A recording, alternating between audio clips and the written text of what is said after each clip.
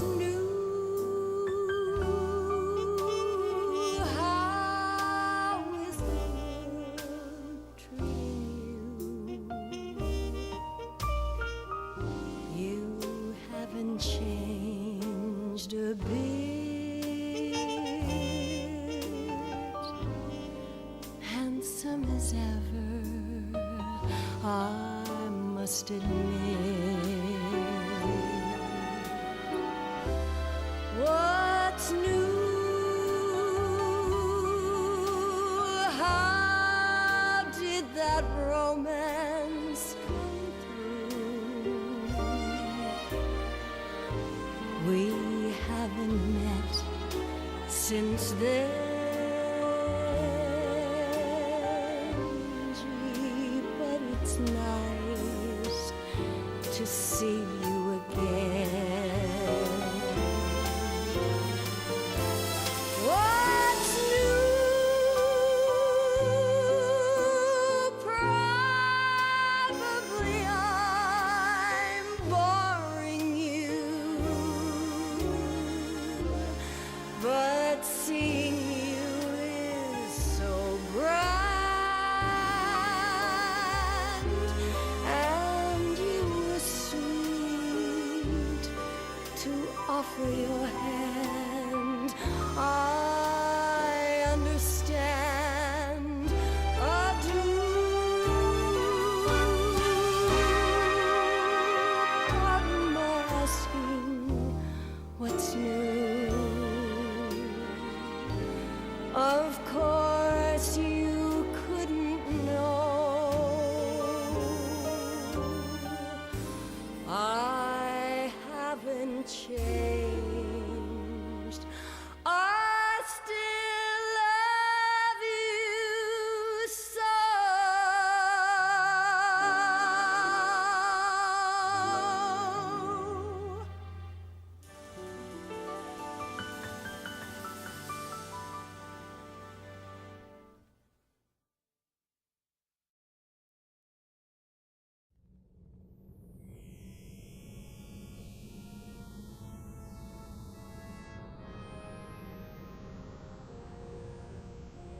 Lazar, Jingles, get down.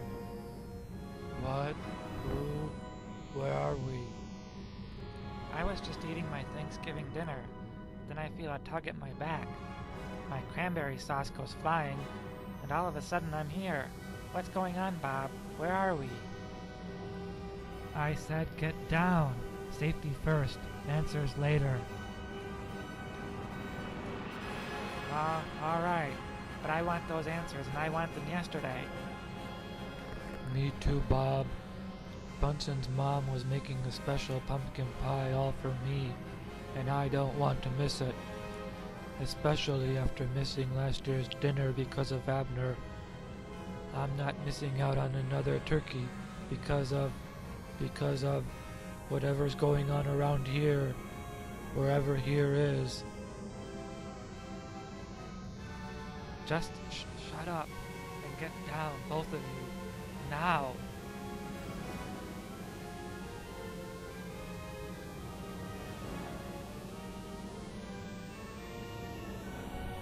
Alright, you want to know why you are here? Look straight up.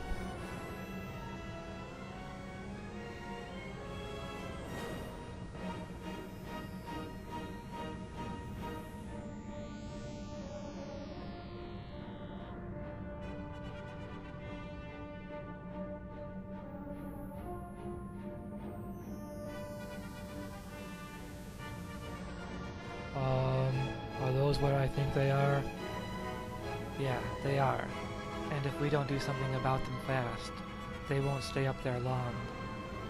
Once they get their bearings and realize where they are, and that we are here, they'll go from up there to down here and in to us.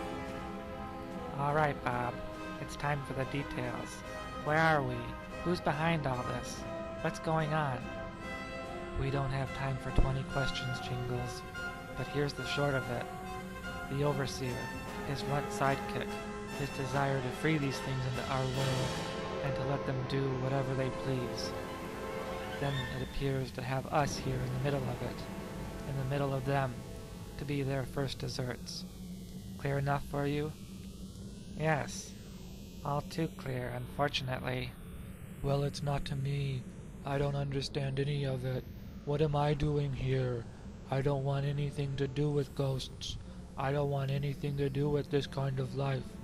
All I want is my turkey and my pumpkin pie. I want to go home, Bob. I want my simple life. I don't want this craziness. Send me home now. Send me home right this instant. Calm down, Lazar. It will be alright. Just calm. No, Jingles, I will not calm down.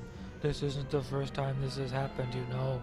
I know how these things usually go.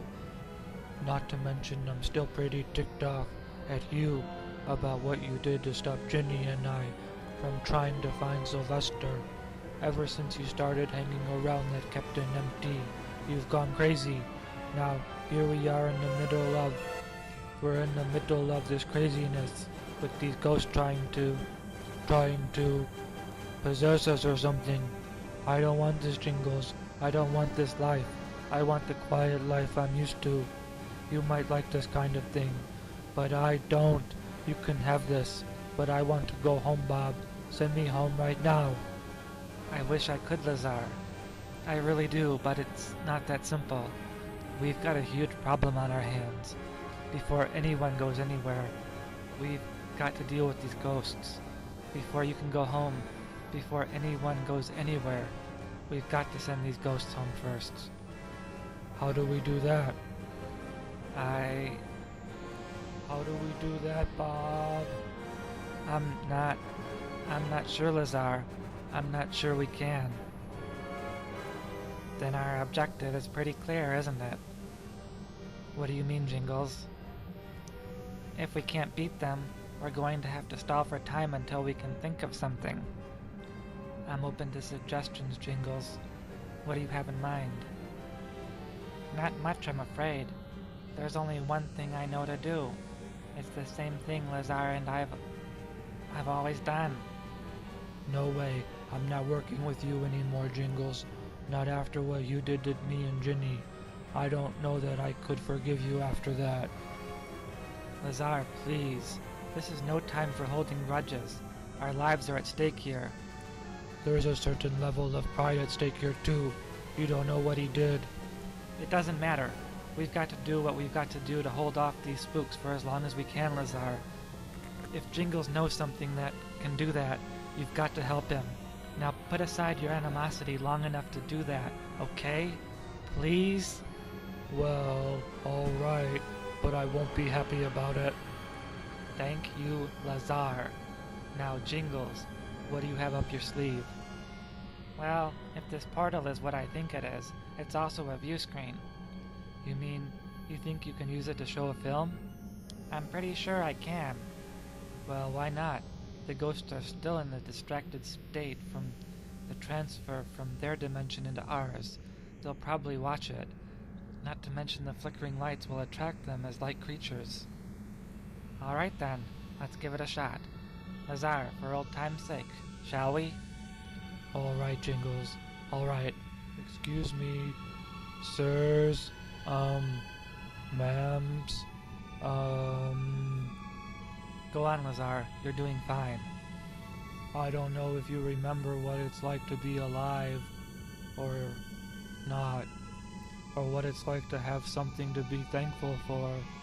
But if you do, if you remember what it's like to have something or someone in your life that you truly care for or about, someone you do anything for, then maybe this day, Thanksgiving Day, will mean something to you.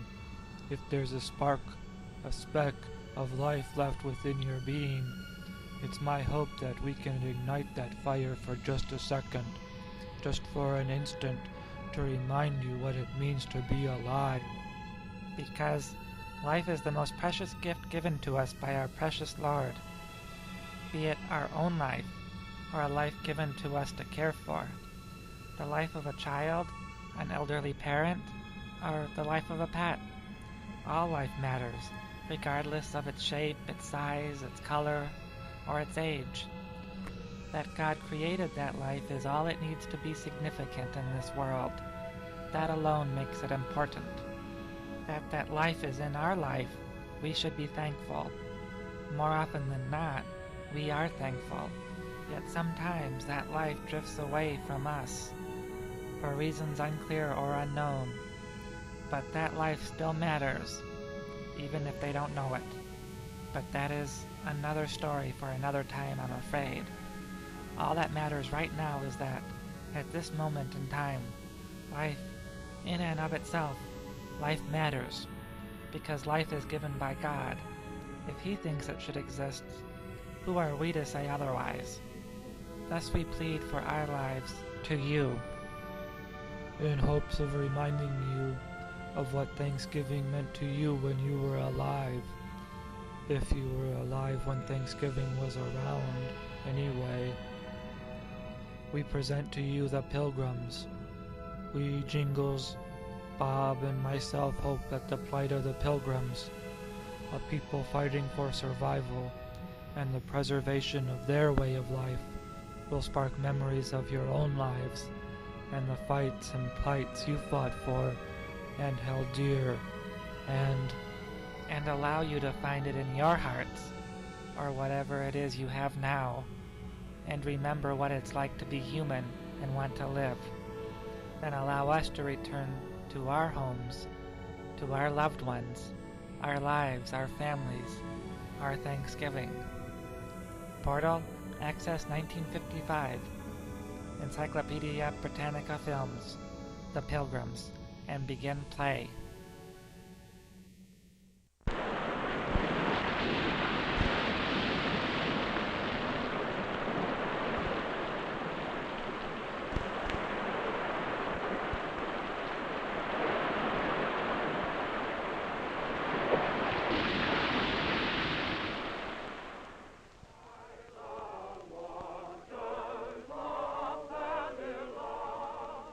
In England, in the early 1600s, there was a tiny band of people who called themselves separatists. They wished only to worship in their own way. Open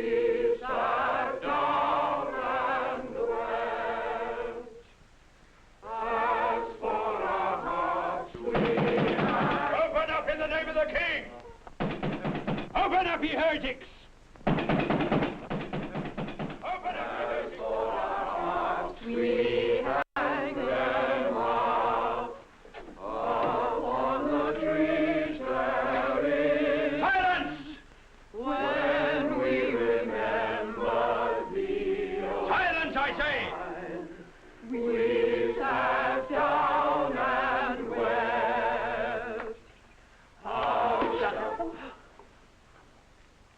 Master Brewster, be warned that the King of England knows of your sins.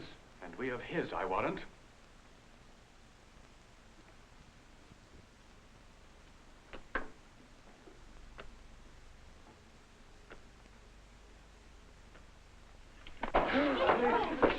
Enough! You shall disperse to your homes. Ye shall meet no more, either secretly or in public, to worship in this heretical way. So, you object to your so-called priest wearing clerical garb. You object to kneeling when receiving the Holy Sacrament. You object to idolatrous gear and trappings. You object and object. Captain, you well know that we desire above all to have the word of God freely preached. That you shall not have, Master Brewster. Mark me well. The King of England is the supreme authority in matters of religion as well as matters of state. You shall conform to the King's religion. If you do not, he shall harry you out of the land.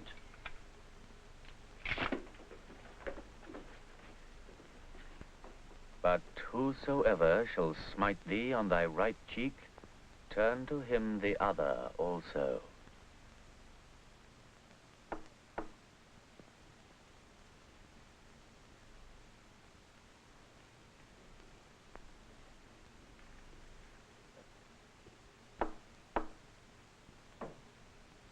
William? Yes. Are you ready, Master Brewster? Aye. We're ready. Make haste. The king's guards will soon be on their round. We'll leave this burning as though we were still here. As though we did not have to leave our homes, to live as strangers in a strange land. Nay, to live free in a free land. Live? But how? As we lived here, as tradespeople, artisans, farmers.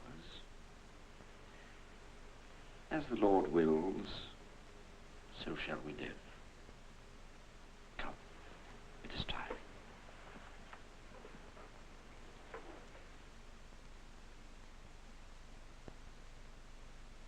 And so began our pilgrimage. In the darkness of night, like thieves, some 200 of us took leave of our homeland and pursued freedom elsewhere, making our way to the only friendly land we knew, the low country behind the dikes, Holland.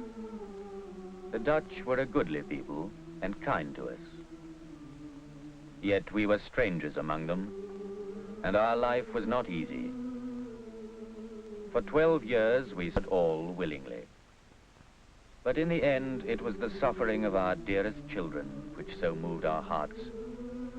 So oppressed were they by the heavy labors which our poor conditions laid upon them. And more than this, we had fear they were becoming as strangers unto us, their loving parents. What we might do, we did not know. But do something we must. For how shall we sing the Lord's song in a strange land? It's quite possible, Master Brewster. It's quite possible the New World may well be the place for your people. And so 2 of our elders journeyed to London, there to consult with a certain Mr. Weston. You understand, gentlemen, that our gracious king has granted our company a patent to settle the Virginia wilderness. But we are merchants. Our interest in this new world is to make a profit for our stockholders. Have your people any resources? We are very poor in worldly goods, Master Weston. Yes, I see. Well, suppose we did this. Suppose a group of merchants, including myself, subscribe a sum of money, say, 6,000 or 7,000 pounds, form a joint stock company between merchants and colonists to settle here, providing that each share in the company be of £10 value, the agreement to run... Master Weston, if you would, a little slower, please. Oh, yes, of course. Well, simply put, it comes to this. We finance your pilgrimage, you work for us, and we take the profit of your labors. Trade, fishing, farming, whatever you find there to apply yourselves to for 7 years. 7 years? Your terms are hard, Master Weston. 7 years? What are they, Master Brewster? Does not the Bible tell us that Jacob labored twice 7 years for the hand of Rachel? We would, of course, have to discuss this with our people. Oh, naturally, and I with mine. Mind you, I'm not at all sure we can do this. It's a risk. We shall be risking a great deal of money. Very true, Master Weston.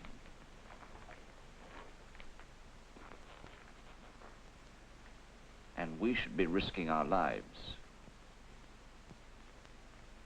And the lives of our children. Master Weston's conditions were hard, but at length an agreement was reached, and our people left Holland forever and embarked for Southampton, England. There you are. Thank you very much.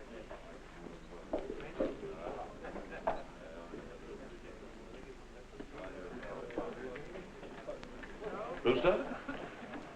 I am the Reverend Brewster. Standish. Captain Miles Standish. Master Bradford. Master Carver. I'm at your service, gentlemen. Though I doubt what service I can be to you. We have our doubts as to that too, Captain Standish. As well you may. Tinkers, weavers, preachers, carpenters, going to a desolate wilderness. To a land of wild beasts and wilder savages. You know where you're leading yourselves? We know only where the Lord is leading us, Captain Standish, and that is sufficient. I know nothing of that. I know only that tinkers and weavers know little of wilderness or danger or starvation, or of fighting. Can any of you fire a musket? Can any of your kind fire a soul? Will you? Captain Standish, you are a soldier. We, as you say, are tinkers, weavers, and preachers. You have been companion to wilderness and danger. We have not. We need your help. I'm not of your faith. There will be many strangers with us on this pilgrimage. Strangers? There are only 35 of us from Leiden, and to make up a sufficient number, we have had to recruit others from London. Yes, but why strangers? We call all men strangers who are not of our religion. Your group has the patent from the Virginia Company? We have. And thus the authority to command? Aye. May not these strangers, as you call them, stir up trouble in this regard? We must put our trust in God.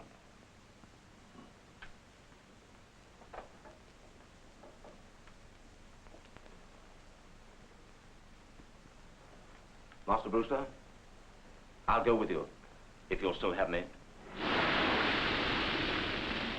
August the 5th. Departed Southampton in company with the Speedwell, an ill-looking vessel at best. Speedwell leaking. Put back to Delfthaven for repairs. August the 17th. Set sail a second time. The Speedwell is unseaworthy. Put back to Plymouth. September the 6th, AD 1620. The Mayflower sails alone.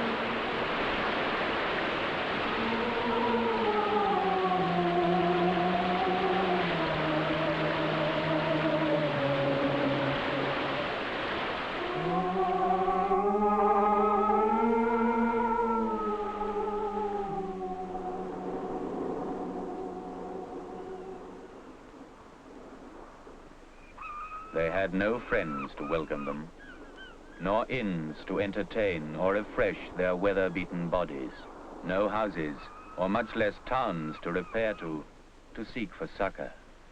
As for the season, it was winter, and they that know the winters of the country know them to be sharp and violent. Besides, what could they see but a hideous and desolate wilderness, full of wild beasts and wild men? And what multitudes there might be of them, they knew not.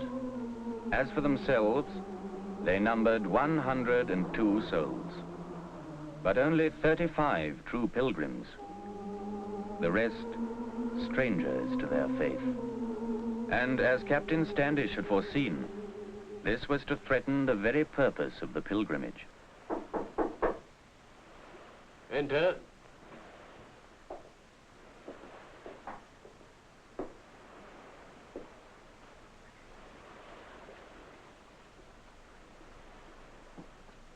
Master Carver, these men have a grievance. Yes, what is it?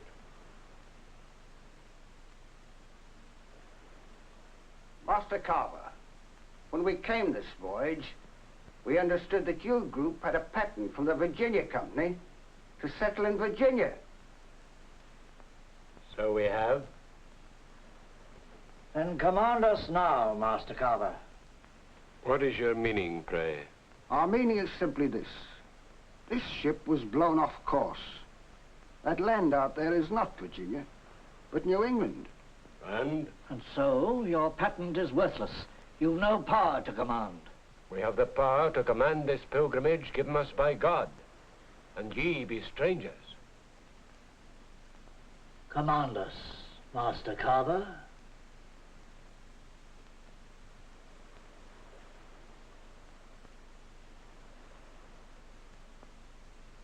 What say you, Captain Standish? I say this. Our landfall is some 200 miles north of the limit of your patent. Of that there can be no doubt. As for the other matter, these men are strangers to your religion, as am I. But I would remind you of this. In the land from which you fled, you yourselves were considered strangers. You were called heretics, disbelievers, and worse. Now we are lying off an unknown land, a wilderness. And unless we wish to leave our bones rotting on this shore before the winter is over, I say we'd better dwell together in unity. We whose names are underwritten, the loyal subjects of our dread sovereign lord, King James I, having undertaken a voyage to plant a colony in the New World, do solemnly combine ourselves together into a civil body politic for our better ordering and preservation, and by virtue thereof to enact such just and equal laws as shall be thought most meet and convenient for the general good of the colony. Is this agreed by all present? Aye. I agree. Aye.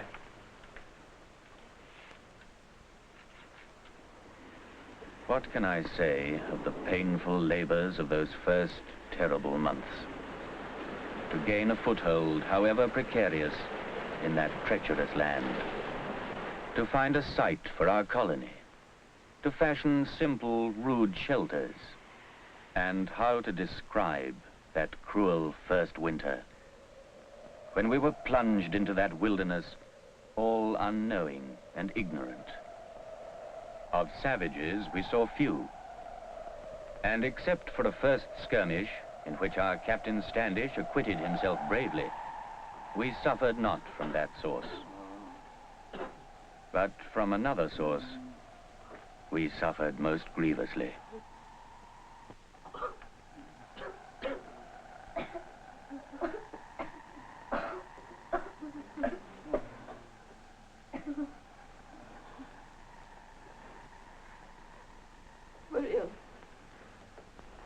William, where are you? Here at your side, my dear.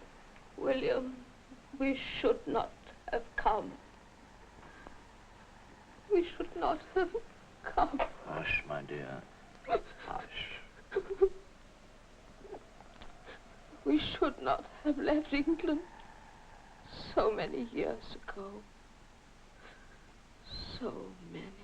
It was the Lord's will. So many dead. Nearly half. It is the Lord's punishment. We should never have left England.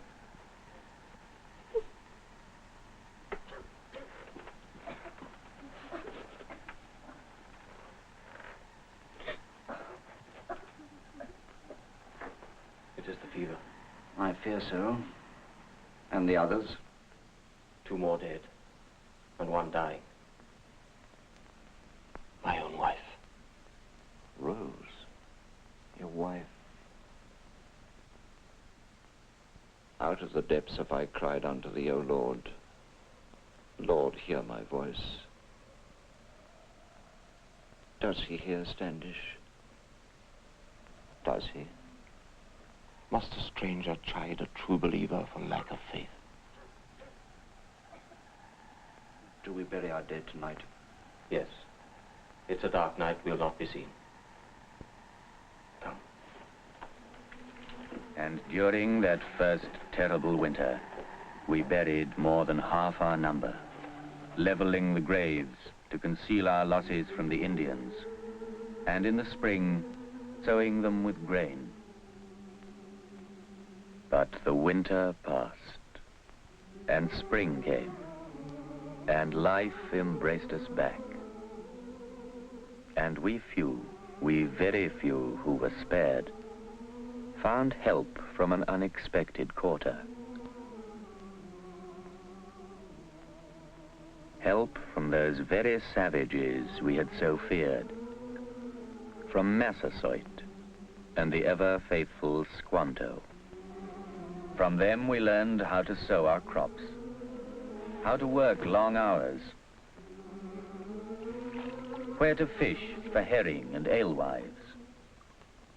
We worked in common, men and women, pilgrim and stranger, white man and Indian.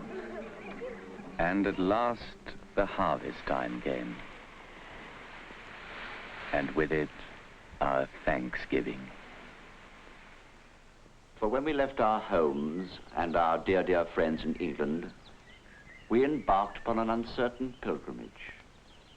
We thought to find a hostile country and hardships and heartbreak, and these we found. We thought to find no friends here to aid us, but in this we were wrong. We did find friends here. We did not think to lose half our number, but they lie now in this earth, in this newfound land. But stranger and true believer alike, they lie now as planted seed, a precious seed from which will grow this colony we call New Plymouth. For as one small candle may light 1,000, so the light here kindled shall shine unto many, yea, in some sort, to a whole nation. By the waters of Babylon, we shall go and work, when we remember thee, O Zion, we shall go and work. As for our hearts we hang them up, upon the trees therein, when we remember thee, O Zion, we shall go and work.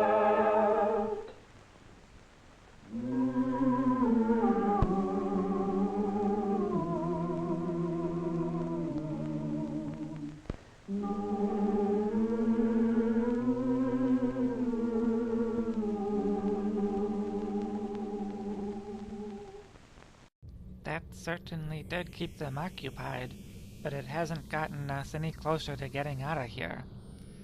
No, it hasn't. But it has given us time. Precious time.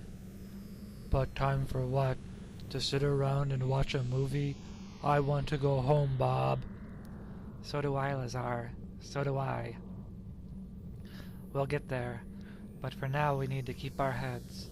Each of us. Because the moment we lose our head, that's the moment we'll really lose our head, if you catch my drift. If only there was some way of luring the ghosts back into the portal. If only there was some bait we could throw in the portal that they chase after. Unfortunately, the three of us are the only bait they want. Minus us, they head out of this castle and into the world. That portal is yesterday's news to the ghosts. Even the films you are showing will only hold their attention for so long, before the flicker effect will no longer interest them. But it's Thanksgiving. Not for them, Lazar, not for ghosts. They have no interest in holidays. But for us it is. It's Thanksgiving, not Halloween. This day isn't about ghosts and castles and things that go bump in the night. It's about turkeys and potatoes and about pie and about good smells coming out of the kitchen. It's about filling our tummies with wonderful things to eat. It's about smelling and eating and sharing and... That's enough, Lazar. Haven't we been over this enough times already?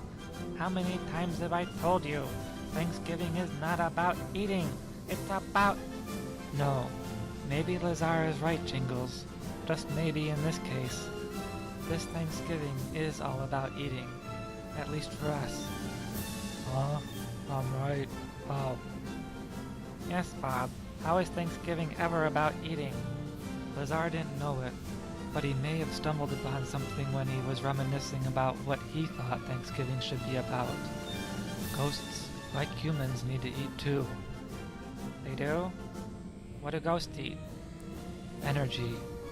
Yes, that's right. Negative energy.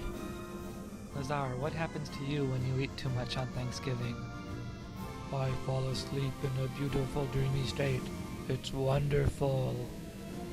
Or I get sick to my stomach. Exactly. So you're thinking to give these ghosts too much to eat and make them sick? Why not?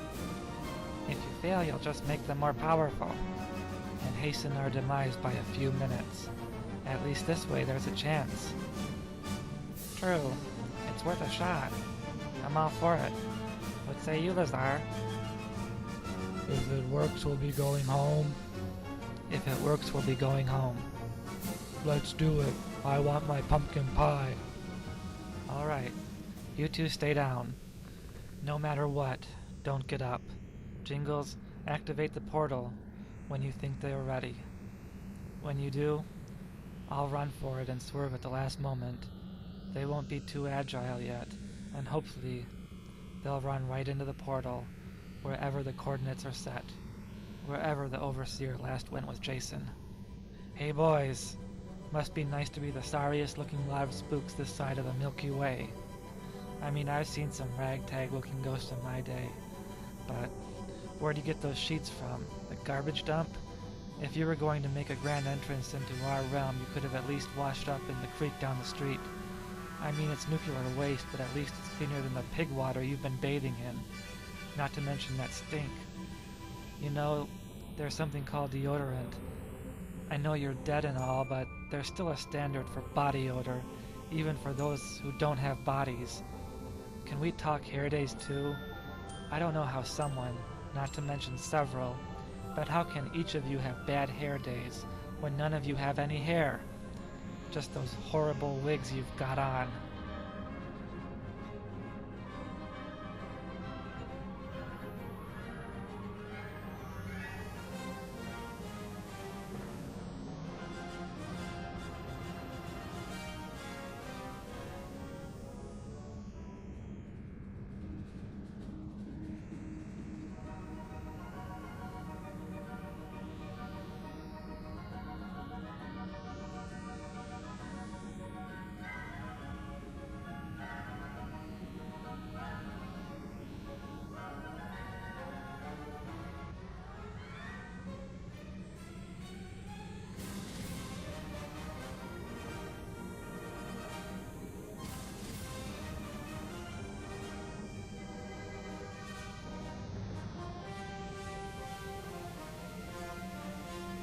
Portal, center coordinates, now!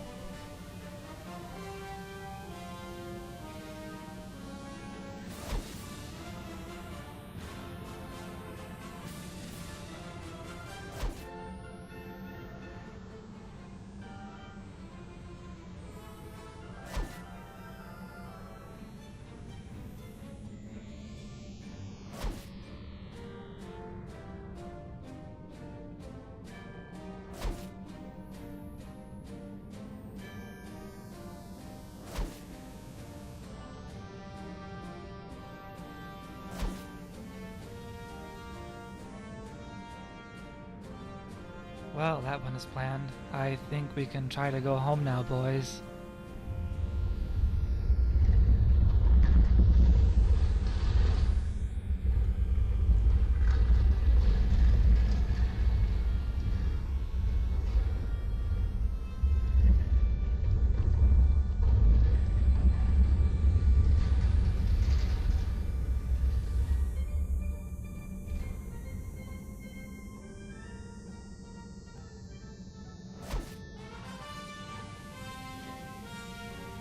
Lazar, You said something about wanting a turkey for Thanksgiving? No. No, I don't remember that, Bob. You can have him. This one's all yours.